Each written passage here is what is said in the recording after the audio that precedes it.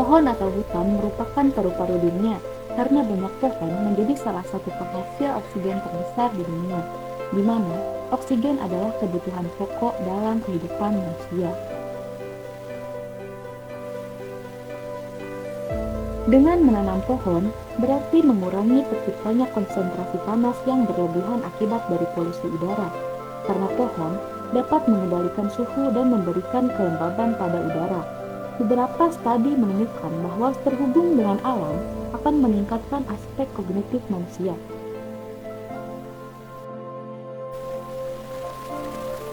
Lalu, bagaimana jika kita tidak merawat dan melindungi alam kita? Setiap tindakan yang kita lakukan terhadap alam pasti akan ada timbal baliknya untuk kita. Jika kita memperlakukan alam dengan baik, alam akan memberikan dampak positif untuk kita. Begitu pula sebaliknya, seperti contoh berita berikut ini.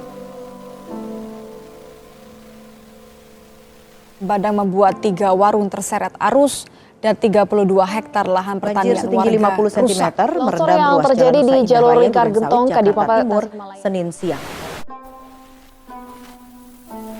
Area hutan yang telah digunduli dan dijadikan tempat industri ataupun sebagainya akan menyumbat penyerapan air di tanah. Begitu pula dengan pabrik-pabrik yang mengeluarkan gas menyebabkan polusi udara. Penebangan hutan secara liar dapat menyebabkan bencana alam seperti banjir, tanah longsor, erosi, dan sebagainya.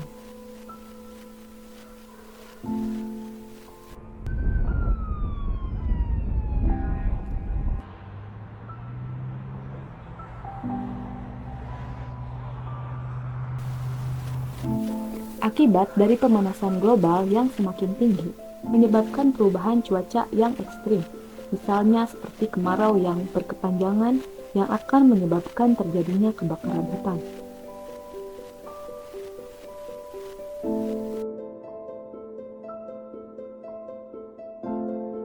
Kebakaran hutan yang tak terkendali dapat menyebabkan hilangnya habitat makhluk hidup. Kebakaran hutan dapat menghanguskan vegetasi dan berbagai tempat bersarang hewan, membuat hewan dan tumbuhan kehilangan habitatnya.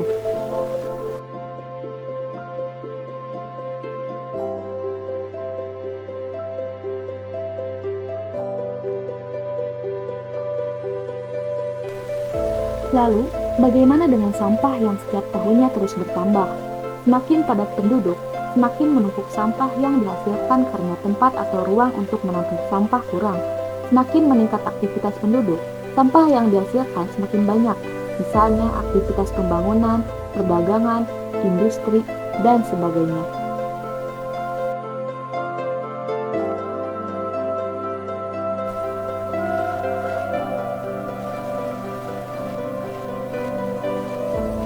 Bagaimana cara kita untuk terus melestarikan alam dan hutan kita agar tetap terjaga?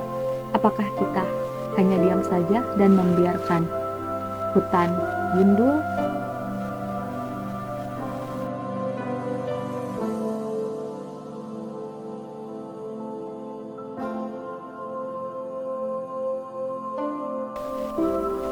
Maka dari itu, marilah kita bersama-sama menjaga dan melestarikan alam kita untuk kelangsungan hidup kita di masa depan, dengan cara melakukan reboisasi ataupun tidak dengan merusak alam untuk hidup yang lebih bahagia dan sehat di masa depan.